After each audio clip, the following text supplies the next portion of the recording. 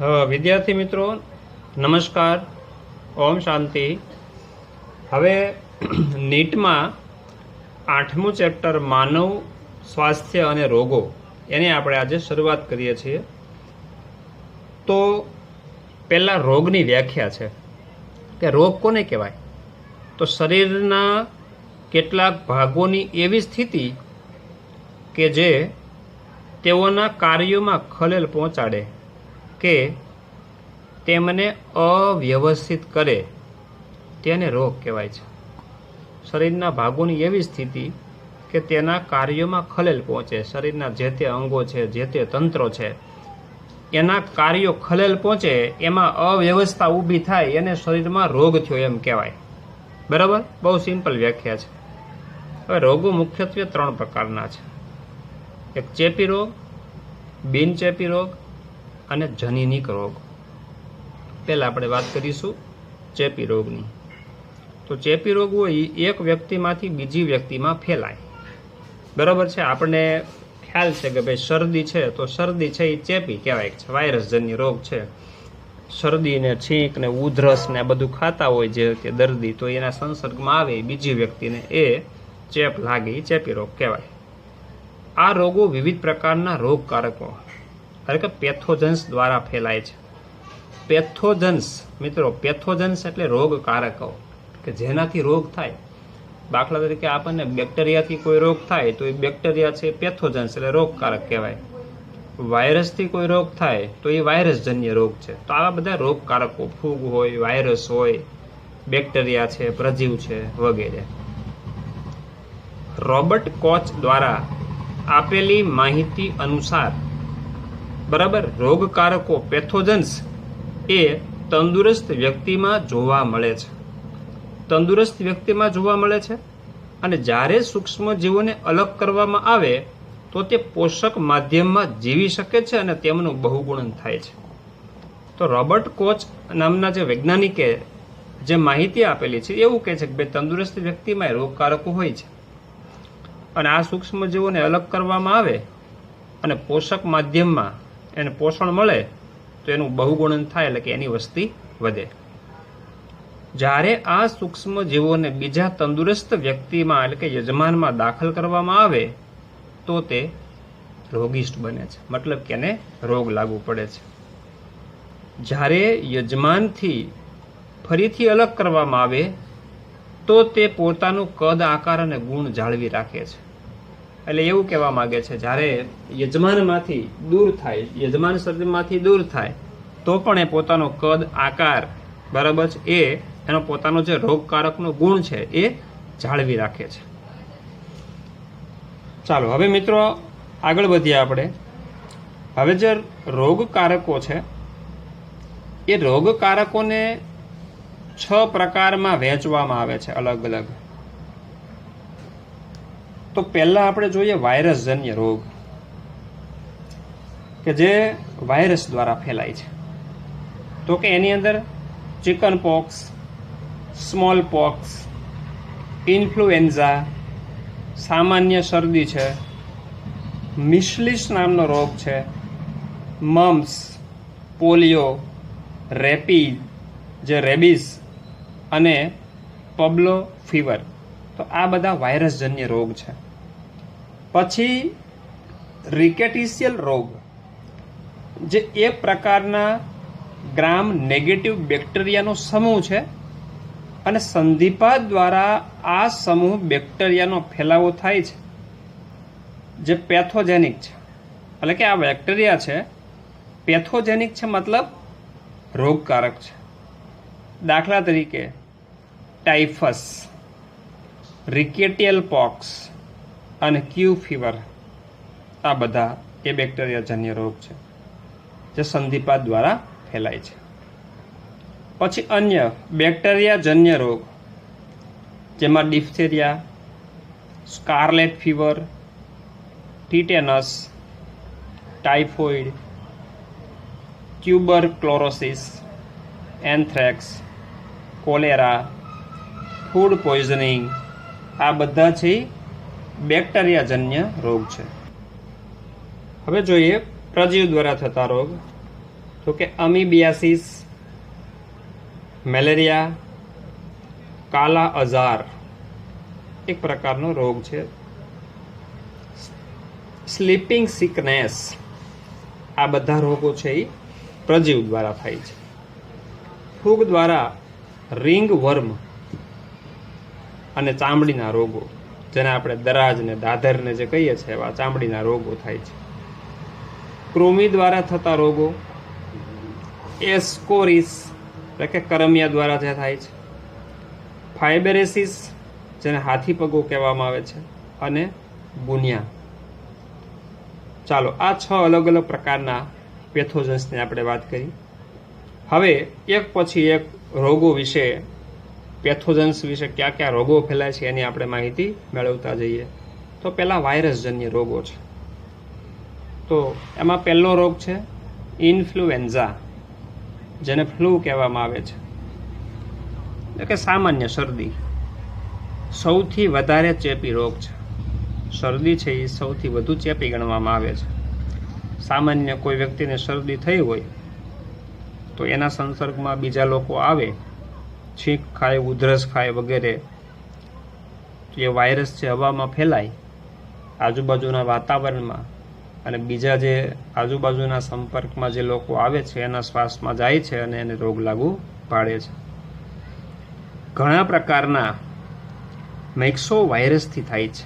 ઘણા બધા પ્રકારના મિક્સો વાયરસ પ્રકારનો સમૂહ છે, જે નાસિકા કોટરમાં ચેપ લગાડે છે અને શ્લેષ્મા, નાસિકા કોટર એટલે કે નાકના છિદ્રો છે, નાસિકા કોટરની ચેપ લગાડે અને શ્લેષ્માનો સ્ત્રાવ થાય, કફ થાય, ગળફા આવે, છીંક આવે, તાવ આવે. 4 થી 5 દિવસનો સમયગાળો હોય છે, બરાબર. 4 થી 5 દિવસ સુધી શરદી રહે છે. કોઈ રસી ઉપલબ્ધ નથી, એટલે કે ઇન્ફ્લુએન્ઝાની કોઈ રસી ઉપલબ્ધ નથી. ત્યારબાદ બીજો રોગ છે મિત્રો હડકવા, જેને આપણે રેબિસ કહીએ છીએ,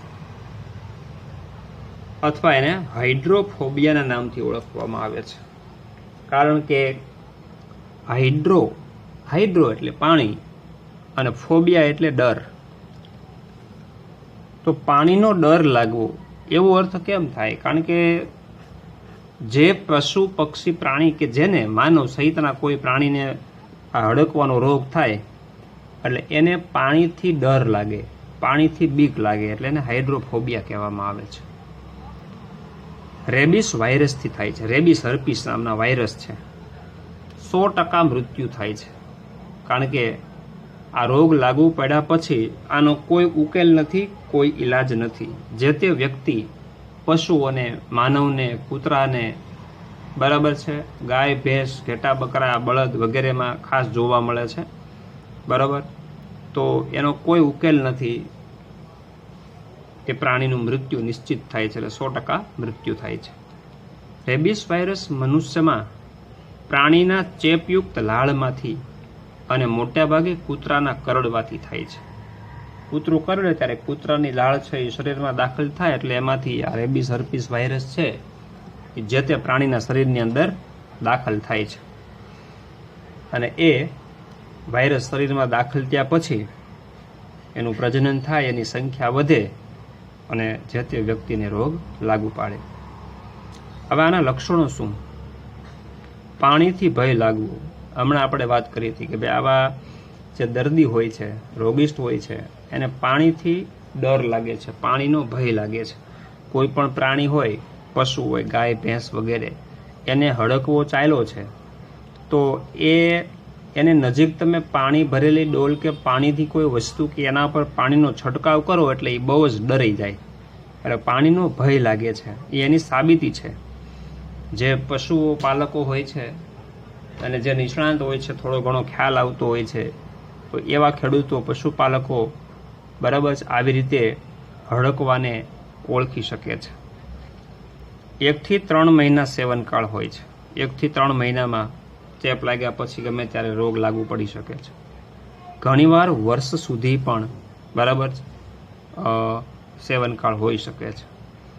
કૂતરામાં આક્રમકતા. કૂતરાને માનો કે હડકવું હાલે તો આક્રમક થઈ જાય કૂતરું. અવાજ બદલાઈ જાય છે અને મોંમાંથી સતત લાળ ટપકે છે. આવા કૂતરાને મારી નાખવામાં આવે છે, કારણ કે મેન્ટલી છે એ અપસેટ થઈ જાય છે, દોડ્યા કરે છે, ભસ્યા કરે છે. જે તે પશુ પક્ષી પ્રાણી માનવ જે સામે મળે એને કરડવા દોડે છે. બરોબર છે? એટલે આવા કૂતરા છે એનો કોઈ ઈલાજ નથી, એને પકડી નાખવામાં આવે છે, પકડીને એને મારી નાખવામાં આવે છે. રેબિસ સામેની ટ્રીટમેન્ટ લુઈસ પાશ્ચર દ્વારા 14 ઇન્જેક્શનની સિરીઝ. તો એ શું કહે છે ભાઈ? લુઈસ પાશ્ચરે હડકવાની રસી છે એ શોધી, એટલે એ રસી છે એ 14 ડોઝ આવે છે એના. તમને ખ્યાલ હશે મિત્રો, કોઈ પણ વ્યક્તિને કૂતરું કરડે એટલે એને 14 ઇન્જેક્શનો આપવામાં આવે છે. જોકે હાલના સમયમાં આધુનિક ટેકનોલોજીના ક્ષેત્રમાં એનો સિંગલ ડોઝ પણ અવેલેબલ છે. એક જ ડોઝ લેવાથી પણ બરાબર છે એ સારવાર થઈ શકે છે. પણ પહેલાંના સમયમાં આવા 14 ઇન્જેક્શન, રોજે એક ઇન્જેક્શન લેવાનું હોય, અને આ ઇન્જેક્શન બરાબર છે પેટના ભાગે દુટીની ફરતે, જે નાભી જ કહેવાય, દુટી કહેવાય, એની ફરતે 14 ઇન્જેક્શનો લેવાના હોય છે, રોજે એક. બરાબર? એ સિરીઝ આખી છે એ રેબિસ સામેની ટ્રીટમેન્ટ છે. ત્યાર પછી મિત્રો આપણે વાત કરીએ મમ્સ. મમ્સ નામનો રોગ, જેને ગુજરાતીમાં આપણે ગાલ પચોળિયા કહીએ છીએ. શું કહેવાય છે? ગાલ પચોળિયા. ગાલ સૂજી જાય છે. ચેપી રોગ છે અને મોટા ભાગે આ રોગ બાળકોમાં થાય છે, નાના બાળકોમાં વધુ થાય છે. આ વાયરસ લાળ ગ્રંથિમાં ચેપ લગાડે છે અને બીજી ગ્રંથિને પણ ચેપગ્રસ્ત કરે છે. હવે લાળ ગ્રંથિને અસર કરે, બરાબર છે, એટલે જે કર્ણ ગ્રંથિ છે, ઉપકર્ણ ગ્રંથિ, તો મોઢાની અંદર હોય છે, એ સોજી જાય છે. ચેપ લાગે એટલે એ સોજી જાય છે, એટલે ગાલ છે એનો ભાગ છે એ સોજેલો દેખાય છે વધુ પડતો, અને દુખાવો થાય છે. બરાબર? તીવ્ર તાવ આવે છે, મોં ખુલવામાં તકલીફ થાય છે. સેવનકાળ 12 થી 26 દિવસ સુધીનો હોય છે. 12 થી 26 દિવસ સુધીનો સેવનકાળ. શુક્રાશય અને અંડાશયમાં પણ સોજો આવે છે. એકવાર થયા બાદ શરીરમાં રોગ પ્રતિકારકતા રહે છે. એટલે એકવાર થઈ ગયો હોય તો શરીરની અંદર એના વિરુદ્ધ જે એન્ટીબોડી બનવાના હોય એ બની ગયા હોય છે, એટલે રોગ પ્રતિકારક તંત્ર છે ડેવલપ થઈ જાય છે. એટલે બીજી વાર આ રોગ ઝડપથી થતો નથી. પછીનો રોગ જોઈએ, ચોથો, પોલિયો. પોલિયોમાઇલાઇટિસ ચેતાતંત્રના સોજા અને ગરદનમાં પણ સોજો પ્રેરે છે. પોલિયોથી ચેતાતંત્રમાં પણ સોજો આવે અને ગરદનમાં પણ સોજો પ્રેરાય છે. કરોડરજ્જુના ચાલક ચેતાનો નાશ થાય છે. હવે ચાલક ચેતાનો નાશ થાય છે એટલે મિત્રો ચેતાતંત્ર છે નબળું પડી જાય છે. એટલે ચેતાતંત્રની નબળાઈથી પગના સ્નાયુને નુકસાન થાય છે, એટલે ચાલવામાં તકલીફ થાય છે. બરોબર? એકવાર પોલિયો થયા પછી જીવનભર પોલિયો થતો નથી. આજના સમયમાં પોલિયોની રસી ડ્રોપ દ્વારા લેવામાં આવે છે. જાણો છો, સરકારી હોસ્પિટલોની અંદર પોલિયોની રસી છે નાના બાળકોને સમયાંતરે આપવામાં આવે છે. એટલે પોલિયો છે એ હાલના સમયે કંટ્રોલમાં છે. હાલના સમયે પોલિયો છે એ કોઈને થતો નથી. પોલિયો ડ્રોપ જોનાસ સિલ્સ અને આલ્બર્ટ સબિન્સ દ્વારા મેળવવામાં આવ્યો હતો. અત્યારે જે પોલિયો ડ્રોપ્સ જે સારવાર આપવામાં આવે છે નાના બાળકને, એ પોલિયો છે એ જોનાસ સિલ્સ અને આલ્બર્ટ સબિન્સ દ્વારા મેળવવામાં આવ્યો હતો. આ સંશોધક વૈજ્ઞાનિકોના નામ છે. 1996માં પોલો કેમ્પેઇન ચાલુ થયું. 1996ની અંદર આ પોલો કેમ્પેઇન, મિત્રો આપણે જે તમને ખ્યાલ છે કે ભાઈ સરકારી હોસ્પિટલોમાં ટીવીની અંદર જાહેરાતો આવે છે કે ભાઈ પોલિયો વિરોધી રસી, પોલિયોના ટીપા પીવડાવો. તો એ કાર્યક્રમ છે એ ભારતની અંદર 1996માં પોલો કેમ્પેઇન તરીકે ચાલુ થયો અને ભારતના બધા જ રાજ્યો ગ્રામ્ય વિસ્તારથી લઈ અને બધા જ શહેરો અને ગામડાની અંદર જે પ્રાઇમરી હેલ્થ સેન્ટર છે એમાં નાના બાળકોને વિના મૂલ્યે આવા પોલિયોના ડ્રોપ છે સરકાર દ્વારા પૂરા પાડવામાં આવે છે. આ આખું અભિયાન 1996માં શરૂ થયું, જે પોલો કેમ્પેઇન તરીકે શરૂ થયેલું અને આજે પણ આ પ્રોગ્રામ છે એ ચાલુ છે. હવે મિત્રો આગળ જોઈએ હિપેટાઇટિસ. તો હિપેટાઇટિસ છે પણ વાયરસ દ્વારા થતો રોગ છે. વધારે પ્રમાણમાં ડ્રગ્સ, કેમિકલ અને દારૂ દ્વારા થાય છે. એટલે વ્યસની હોય, કોઈ ડ્રગના વ્યસની હોય, કેમિકલ અને દારૂ છે, આવા નશીલા પદાર્થોનું જે સેવન કરતા હોય છે એવી વ્યક્તિમાં આ હિપેટાઇટિસ થાય છે. હવે હિપેટાઇટિસ એ અને હિપેટાઇટિસ બી આવા અલગ અલગ પ્રકાર છે. હિપેટાઇટિસ એ હેપ એ વાયરસ દ્વારા થાય છે, બરાબર છે. હેપ એ વાયરસ અને હિપેટાઇટિસ બી છે એ હેપ બી વાયરસ દ્વારા થાય છે, બરાબર. દૂષિત પાણી, ખોરાક અને મળ દ્વારા એનો ફેલાવો થાય છે અને યકૃતના કોષોનો નાશ કરે છે. મિત્રો હિપેટાઇટિસ છે ને એમાં કયું અંગ અસરગ્રસ્ત થાય તો કે યકૃત. યકૃતના કોષો છે એ નાશ પામે છે. હવે મિત્રો તમને ખ્યાલ છે યકૃત એટલે શરીરની અગત્યની ગ્રંથિ. 24 જેટલા દેહધાર્મિક કાર્યો યકૃત દ્વારા થાય છે. કેટલી ચયાપચયની ક્રિયાનું નિયંત્રણ યકૃત દ્વારા થાય છે. અને હવે જો યકૃત જ ખરાબ થાય, બરોબર છે, તો કેટલાય કાર્યો છે ડિસ્ટર્બ થાય છે, એટલે યકૃતના કોષો છે એ અસરગ્રસ્ત થાય છે. હિપેટાઇટિસ બી છે હેપ બી વાયરસ, જેને HBV વાયરસ પણ કહેવામાં આવે છે. DSDNA ધરાવે છે, મતલબ ડબલ સ્ટ્રેન્ડેડ DNA ધરાવે છે વાયરસ. સામાન્ય રીતે તમે જાણો છો મોટાભાગના વાયરસ છે RNA ધરાવે છે મિત્રો. સિંગલ ન્યુક્લિયો જે ટાઇડની શૃંખલા છે RNA, પણ HBV છે hep B virus double standard DNA virus છે. દૂષિત પાણી, ખોરાક અને લોહી દ્વારા ફેલાય છે. લોહી દ્વારા સેક્સ્યુઅલ ટ્રાન્સમિટેડ ડિસીઝ છે. પણ મેડિકલના ચેપી સાધનો વાપરવાથી પણ ફેલાઈ શકે છે મિત્રો, બરાબર. કોઈ ચેપગ્રસ્ત વ્યક્તિના ઓપરેશન દ્વારા કોઈ તંદુરસ્ત વ્યક્તિમાં ઓપરેશન દરમિયાન એવા ચેપી વ્યક્તિના ઓપરેશનના સાધનો જ્યારે વાપરવામાં આવે ત્યારે આ ચેપ સાધનોથી પણ લાગી શકે છે. યકૃત ઉપર સોજો આવે છે. બિલીરુબિન અને બિલીવર્ડિન પ્રમાણમાં વધે છે. જાણો છો મિત્રો આ બિલીરુબિન ને બિલીવર્ડિન છે યકૃતના કોષો દ્વારા ઉત્પન્ન થતા સ્રાવ છે અને એનું પ્રમાણ વધે છે. પિત્તરંજકો. બિલીરુબિનથી જોન્ડિસ માના કમળો અને આર્થરાઇટિસ, લીવર સિરોસિસ માના ફાઇબ્રોસિસ આપણે કહીએ છીએ, બરાબર. તો આવા રોગો પણ થઈ શકે છે. હા, નિદાન પહેલા ઓસ્ટ્રેલિયન એન્ટીજન ટેસ્ટ, બરાબર છે. તો એની જે ટેસ્ટ કરાવવામાં આવે છે નિદાન પહેલા એ ઓસ્ટ્રેલિયન એન્ટીજન ટેસ્ટ કહેવામાં આવે છે. હેપેટાઇટિસ બી સરફેસ એન્ટીજન ટેસ્ટ. તો આ ઓસ્ટ્રેલિયન એન્ટીજન ટેસ્ટ અને હિપેટાઇટિસ બી માટે સરફેસ એન્ટીજન ટેસ્ટ, આ બંને ટેસ્ટો છે એ હિપેટાઇટિસના આઈડેન્ટિફિકેશન માટે મેડિકલ સાયન્સની અંદર ઉપલબ્ધ છે. ત્યારબાદ હવે મિત્રો આપણે વાત કરીએ છીએ બેક્ટેરિયાજન્ય કેટલાક રોગો. તો એમાં પહેલું છે ન્યુમોનિયા.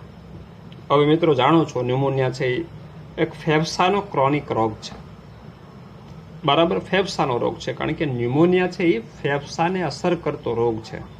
ક્રોનિક રોગ મના ક્રોનિક રોગ એટલે વાસ્તવિક રીતે જેની કોઈ સચોટ સારવાર નથી, કોઈ સચોટ ઇલાજ કે મેડિકલ સાયન્સની અંદર કોઈ એની સચોટ દવા નથી શોધાયેલી, એવા રોગો ક્રોનિક ડિસીઝ કહેવામાં આવે છે, બરાબર, જે મટાડવા મુશ્કેલ હોય છે.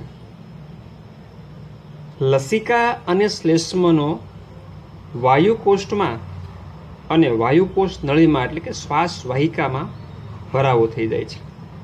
એટલે જે શ્વાસ વાહિકા હોય છે મિત્રો, વાયુકોષની જે અંતિમ નળી છે, આ વાયુકોષ છે, આ રુધિર વાહિની છે વાયુકોષ પરની. આ વાયુકોષની દિવાલ જે છે સ્થિતિસ્થાપક હોય છે, પાતળી હોય છે, લાદીસમ અધિચ્છદ પેશીની બનેલી હોય છે અને વાત વિનિમય માટે બરાબર O2 અને CO2 ની આપ-લે કરવા માટે અગત્યની છે. ઓકે, હવે જ્યારે તમે એ જાણો છો કે જ્યારે આ નળીઓ જે બધી છે બરાબર, શ્વાસ નળી છે, પછી શ્વાસ વાહિની છે, પ્રાથમિક, દ્વિતીય અને તૃતીયક, અને પછી અંત્ય શ્વાસ વાહિકા હોય ને છેલ્લે આ જે સૂક્ષ્મ શ્વાસ વાહિકા છે. હવે આ નળીઓ દ્વારા વહન પામી અને વાયુ છે એ વાયુકોષની અંદર આવતા હોય છે અને પાછો CO2 છે એ જ માર્ગે પાછો ફેફસા દ્વારા ઉચ્છ્વાસમાં જાય છે. પણ શ્વાસ વાહિકો જ્યારે પ્રવાહીથી ભરાઈ જાય છે ત્યારે O2 CO2 ની અવરજવર છે મુશ્કેલ બને છે. બરાબર, ઓક્સિજન પૂરતો મળતો પણ નથી અને CO2 પૂરતો દૂર પણ થતો નથી. આવી સ્થિતિ થઈ જાય છે. તેથી પૂરતી માત્રામાં ઓક્સિજન મળતો નથી, કારણ કે શ્વાસ વાહિકા છે એ પ્રવાહીથી ભરાઈ જાય છે એટલે પૂરતી માત્રામાં ઓક્સિજન મળતો નથી. ઓકે, આવી સ્થિતિને શું કહેવામાં આવે છે? ન્યુમોનિયા. જવાબદાર બેક્ટેરિયા છે સ્ટ્રેપ્ટોકોકસ ન્યુમોનિયા અને હિમોફિલસ ઇન્ફ્લુએન્ઝા. આ રોગની સાથે સાથે ઇન્ફ્લુએન્ઝા પણ થઈ શકે છે. ન્યુમોનિયાની સાથે ઇન્ફ્લુએન્ઝા પણ થઈ શકે છે. આ રોગ ગળફા દ્વારા થાય છે, ફેલાવો થાય છે. કોઈ રોગિષ્ઠ વ્યક્તિના ગળફા દ્વારા બેક્ટેરિયા છે એ ફેલાય છે. સેવનકાળ 1 થી 3 દિવસ, મોટે ભાગે વૃદ્ધોમાં થાય છે. ન્યુમોનિયા છે એ મોટે ભાગે વૃદ્ધોની અંદર જોવા મળે છે. ત્યારબાદ મિત્રો વાત કરીએ ધનુર, જેને ટીટેનસ કહેવામાં આવે છે, જે અધારક શ્વસન કરતા ક્લોસ્ટ્રીડિયમ ટેટા દ્વારા થાય છે. આ બેક્ટેરિયા છે, ક્લોસ્ટ્રીડિયમ ટેટા છે એ બેક્ટેરિયા છે. આ બેક્ટેરિયા ઘા પડ્યો હોય શરીરની અંદર, ઈજા, ઘા, શરીરના ચાંઠા એટલે કે કોઈ જગ્યાએ વાગ્યું હોય ને આપણે ચાંદવું પડે ને ચાંઠું કહીએ ને આપણે, એના મારફતે શરીરમાં દાખલ થાય છે. ઘણીવાર જંતુમુક્ત ન થયેલી દાક્તરી સાધનોને કારણે પણ ફેલાય છે.